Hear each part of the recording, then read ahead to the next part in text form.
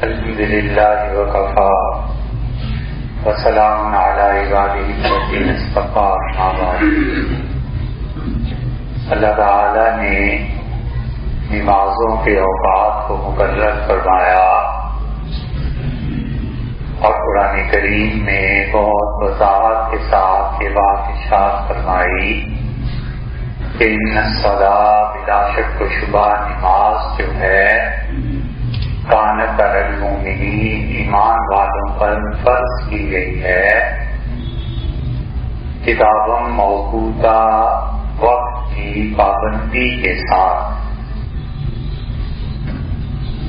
اس لیے ایک آدمی نے حضرت رسالت پناہ صلی اللہ علیہ وسلم سے پوچھا کہ اللہ کے رسول، ایمان لانے کے بعد سب سے بڑی نیکی کیا ہے؟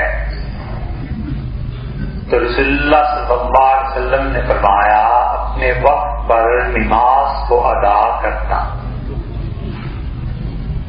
یہ جو مختلف روایات میں مختلف الفاظ آتے ہیں، کبھی تو یہ ہوتا ہے کہ حضور صلی اللہ علیہ وسلم اس وقت جو ضرورت تھی اس کے مطابق جواب دے دیتے تھے۔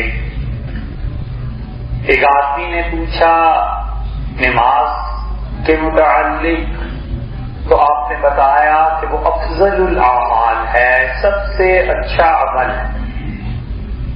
ایک اور آدمی نے پوچھا تو چونکہ ان دنوں جہاد کی ضرورت تھی تو اسے فرمایا سب سے افضل کام اللہ کے راستے میں ایسے لڑنا کہ دشمن تمہیں شہید کر دے اور تمہارے گھوڑے کو بھی مار ڈالے۔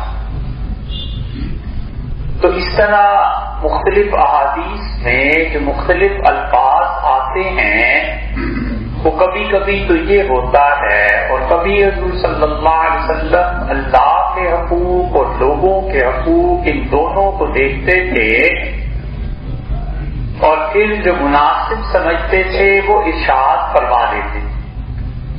اس لیے کسی آدمی نے پوچھا کہ ایمان کے بعد سب سے افضل چیز کیا ہے؟ تو ارشاد فرمایا اپنے وقت پر نماز ادا کرنا۔ اس کا مطلب یہ ہوا کہ مستحب اوقات، نماز کے وہ اوقات جو حضور صلی اللہ علیہ وسلم نے فرمائے تھے ان میں نماز کا ادا کرنا۔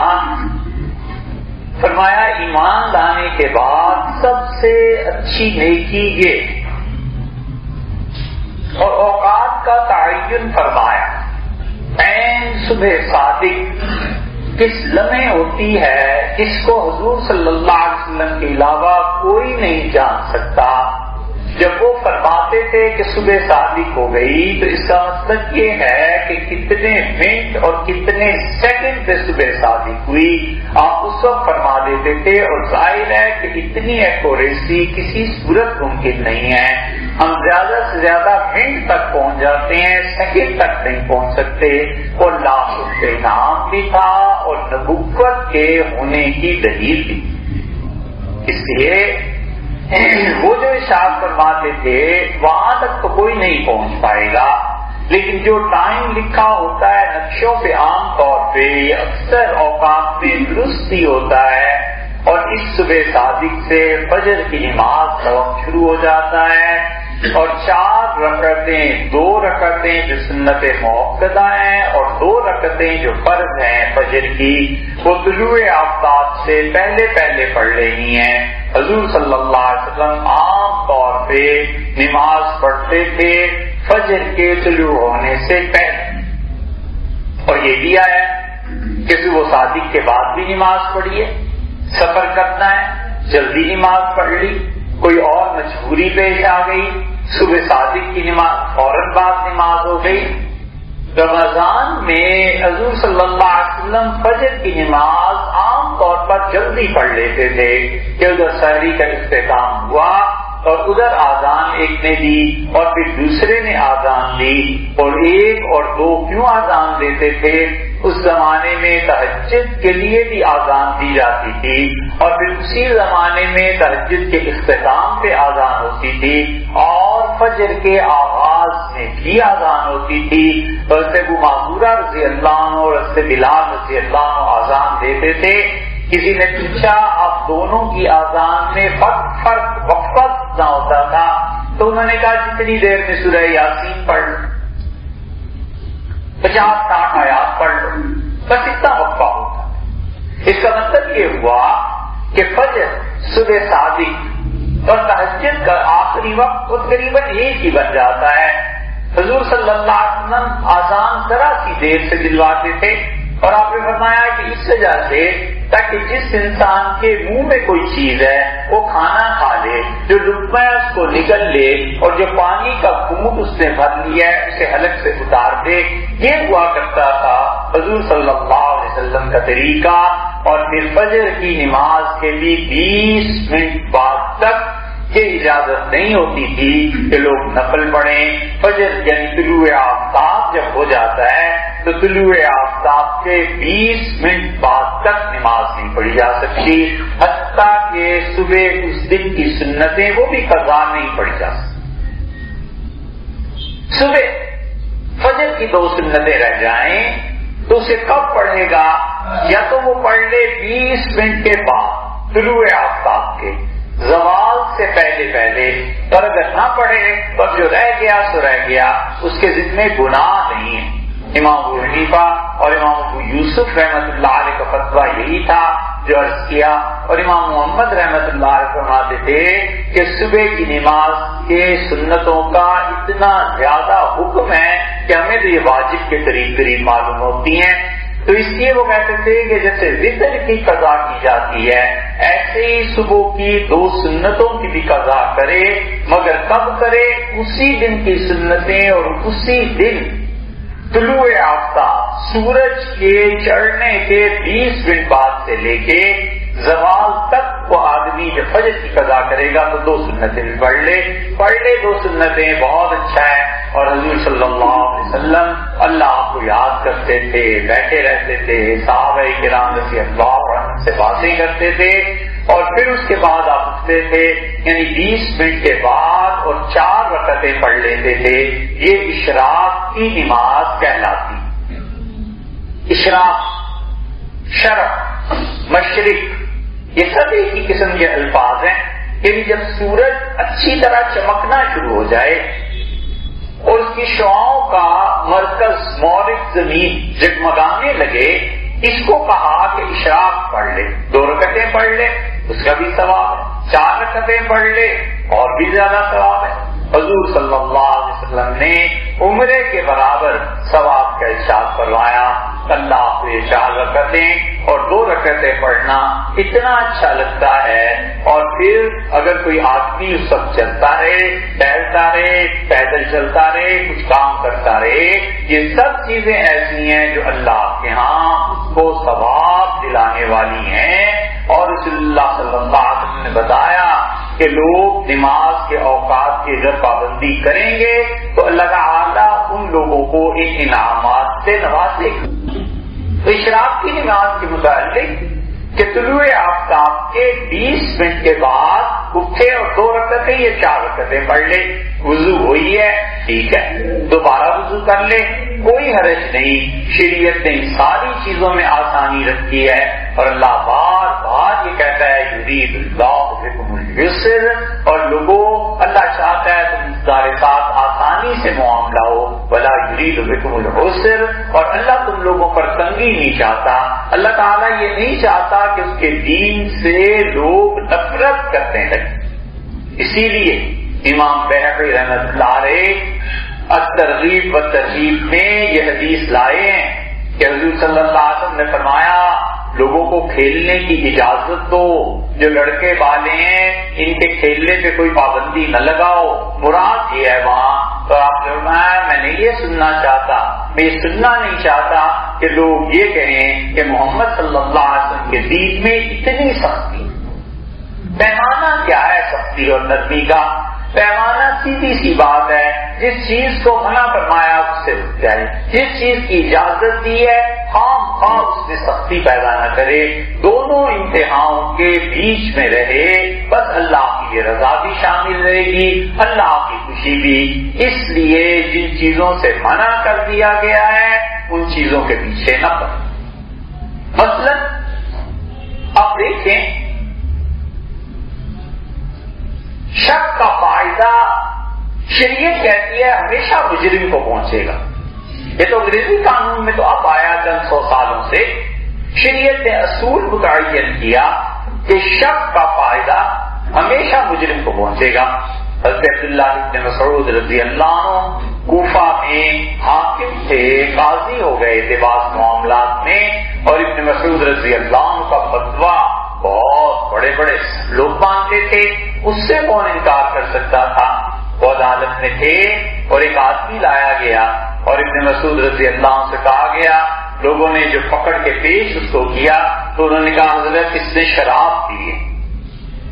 ابن مسعود رضی اللہ عنہ نے کہا کہ اس کی گواہی، لوگوں نے کہا اس کی داڑھی میں شراب کے قطرے ہیں، آپ دیکھ لیں۔ فرمایا یہ گواہی کے لیے کافی نہیں۔ لوگ حیران رہ گئے اور نے کہا حضرت اس کا منہ سونگ لیں۔ ابن مسعود رضی اللہ عنہ نے کہا حضور صلی اللہ علیہ وسلم تجسس سے منع کرتے تھے، اس کا منہ سونگنا، خام خواہ جبر کر کے اس پہ حد جاری کرنا، یہ مراد تھی ان کی۔ فرمایا یہ تجسس ہے کہ میں منہ سونگوں۔ کسی نے پیتے ہوئے دیکھا، لوگوں نے کہا پیتے ہوئے نہیں دیکھا، فرمایا اس کو چھوڑ، ختم ہو گئی بات۔ لوگ ہوتے تو سزا دلوا کر ہمارے زمانے میں رہتے اور میڈیا اس کی تشہیر کرتا کہ کھلا ہوا ثبوت ہے، یہ کیا ہے، یہ کیا ہے، یہ کیا ہے، اور پورا طوفان برپا ہو جاتا۔ اللہ چاہتا ہے اپنے بندوں کو مہلت دے، اور خدا چاہتا ہے اس کے بندے اس کی طرف لوٹ آئیں، اور خدا چاہتا ہے کہ اس کے بندے اس کی طرف رجوع کریں۔ خام خواہ لوگوں کو قانون کے دائرے میں لانا اور شکنجے کسنا یہ شریعت کا مزاج ہے۔ اس لیے اجازت دی کہ شراب کے اپنے جگہ پہ بیٹھا رہے، اس کی مرضی، اٹھ کے ٹہلنے چلا گیا، اس کی مرضی، اپنا کام کر رہا ہے، ای میل چیک کر رہا ہے، کچھ اور کر رہا ہے، اس کی مرضی، وضو ہے اس کا ٹھیک ہے، نہیں وضو رہا تو دوبارہ وضو کرے گا، اٹھ کے دو رکعتیں یا 4 رکعتیں پڑھ لے، اللہ اس کو وہی ثواب دے گا جس کا حضور صلی اللہ علیہ وسلم نے وعدہ فرمایا اور ارشاد فرمایا۔ اس کے بعد تیسری نماز جو در حقیقت نفل ہے وہ چاشت کی نماز ہے، اور چاشت کا مطلب یہ ہے کہ جب اونٹ کا بچہ ریت تپنے کی وجہ سے اٹھ کے کھڑا ہو جائے، ریت کی تپش اسے بیٹھنے نہ دے، تو اس کا مطلب یہ ہوا کہ کسی بھی علاقے میں جب سورج اتنا بلند ہو جائے کہ آدمی کو احساس ہو کہ اتنے میں ریت تپ جاتی ہے، اتنے میں شیشہ تپ جاتا ہے، اتنی دھوپ پڑ رہی ہے کہ ڈسٹ یہ تپنے لگا ہے، کوئی چیز ہے وہ پگھلنے لگی ہے، تو آسان سی بات بتا دی۔ حضور صلی اللہ علیہ وسلم 8 رکعتیں اس وقت پڑھا کرتے تھے، اور نبی کریم صلی اللہ علیہ وسلم پابندی سے پڑھتے تھے۔ کیوں پابندی سے پڑھتے تھے؟ ام المؤمنین سے عائشہ رضی اللہ عنہا کہتی ہیں کہ حضور صلی اللہ علیہ وسلم پڑھتے بھی تھے، چھوڑ بھی دیتے تھے، اور یہ بھی ہوتا تھا کہ آپ جب تہجد نہیں پڑھ سکتے تھے، رات سوتے رہتے تھے، تو صبح اٹھ کے یہ 8 رکعتیں پڑھ لیتے تھے، گویا دن کی تہجد ہو گئی، اور دن کی یہ تہجد کی گویا ایک طرح سے قضا ہو گئی۔ حضور صلی اللہ علیہ وسلم ایسے ہی رکعتیں پڑھتے۔ ام المؤمنین سے عائشہ رضی اللہ عنہا ہمیشہ یہ رکعتیں پڑھتی تھیں۔ کسی نے کہا تم المؤمنین آپ تو پابندی کرتی ہیں بہت فرض نماز کی طرح، انہوں نے کہا لو کان ابوایا آئین، میرے ماں باپ زندہ ہو کر آ جائیں اور کہیں چھوڑ دو میں تو بھی نہیں چھوڑوں گی، اس لیے کہ رسول اللہ صلی اللہ علیہ وسلم کو ہمیشہ میں نے دیکھا جب سورج اوپر آ جاتا تھا، ریت تپتی تھی، تو اس وقت اٹھ کے 8 رکعتیں پڑھ لیتے تھے۔ یہ چاشت کی نماز کہلاتی ہے، اور اس نماز کا تعلق رزق سے ہے۔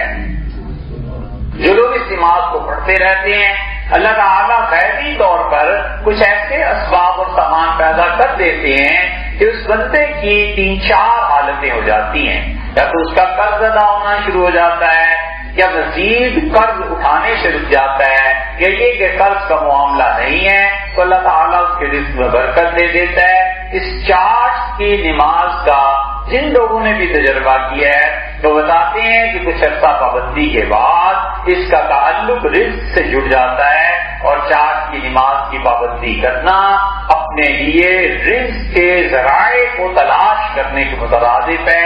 تو حضور صلی اللہ علیہ وسلم یہ کیا بھی کرتے تھے، سفر میں چھوڑ بھی دیتے۔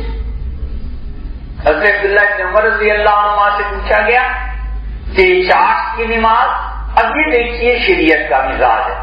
صحیح بخاری میں آتا ہے کہ عبداللہ بن عمر رضی اللہ عنہ نے فرمایا کہ یہ بدعت ہے،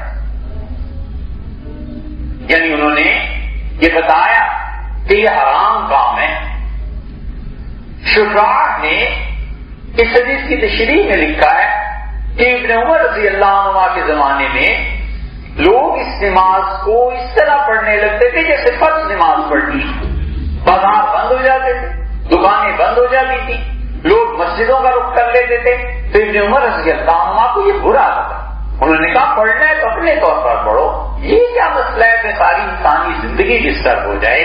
اب باغ کھڑا ہے اور کوئی چیز اس نے لینی ہے اور وہ اس انتظار میں ہے کہ حضرت کسی طرح نفل نماز پڑھ کر آئیں تو پھر میرا کام ہو۔ اس پہ ابن عمر رضی اللہ عنہ نے کہا کہ اتنا اہتمام جتنا ہمارے زمانے میں لوگ کرنے لگے ہیں حضور صلی اللہ علیہ وسلم کے زمانے میں نہیں ہوتا تھا۔ 4 لوگ پڑھا کرتے تھے مگر ایسے تھوڑا پڑھا کرتے تھے کہ لوگوں کے لیے تکلیف کا موجب اور باعث بن جائیں۔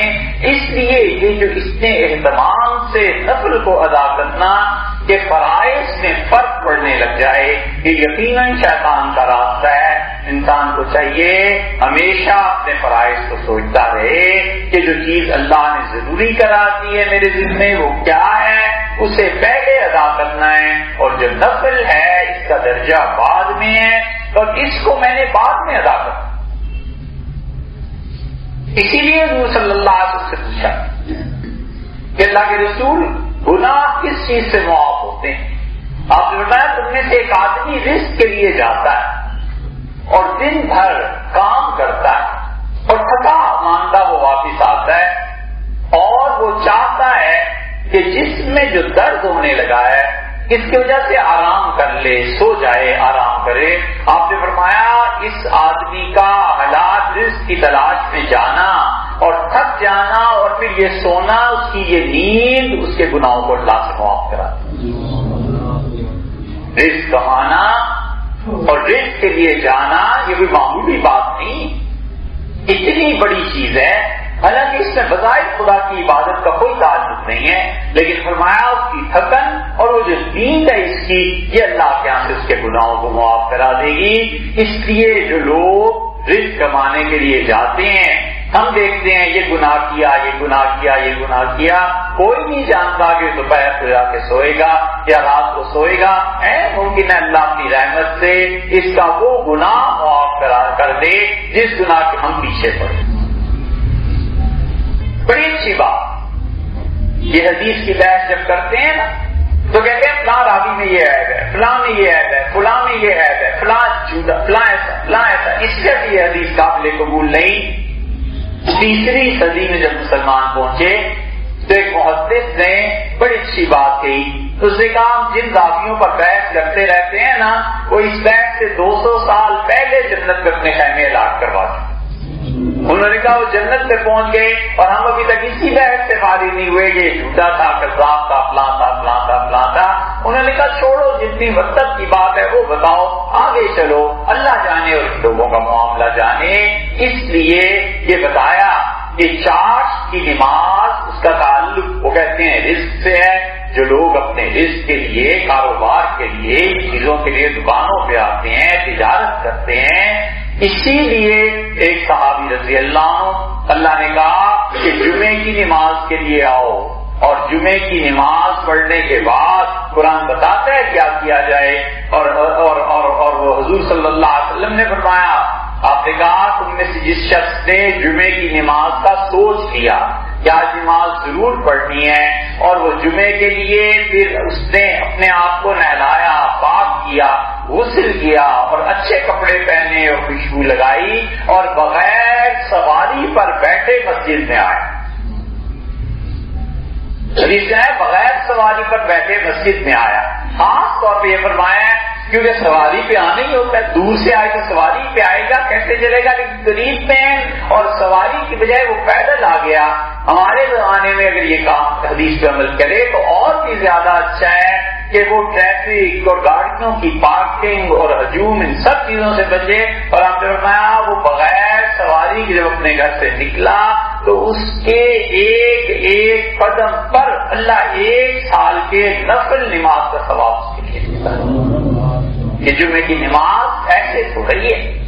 حضور صلی اللہ علیہ وسلم نے تلقین فرمائی کہ جمعے کی نماز کے لیے لوگ حاضری دیں، تو اس لیے وہ جو احادیث آتی ہیں کہ نماز اپنے وقت پہ، جمعے کی نماز کے متعلق بھی فرما دیا کہ جو لوگ اس طرح کرتے ہیں نماز کے لیے آتے ہیں، جمعہ ہو گیا تو صحابی اللہ نے کہا کہ لوگوں جمعے کی نماز کے لیے آؤ، اور جمعے کی نماز شرعاً یا خطبے سے شروع ہو جاتی ہے۔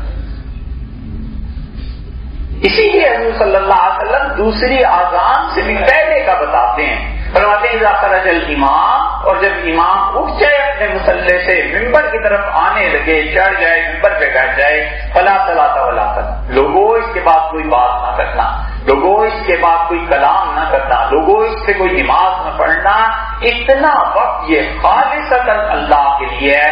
حتیٰ کہ شریعت کہتی ہے کہ امام 2 خطبے پورے کر لے اور اس کے بعد کوئی دین کی بات بیان کرے تو کرے، اس کے لیے جائز نہیں ہے کہ وہ نیچے اترے اور مصلی پر نماز پڑھانے سے پہلے ان 2 خطبوں کے درمیان دنیا کی کوئی بات ہے۔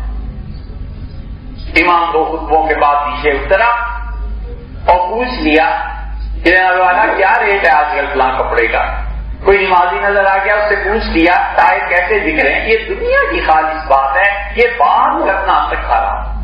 صحابہ رضی اللہ عنہ جمعے کی نماز ایک صحابی رضی اللہ عنہ پڑھتے تھے، جاتے تھے دکان کھول لیتے تھے فوراً۔ کسی نے کہا حضرت اتنی کیا پڑی آپ کو دکان کھولنے کی؟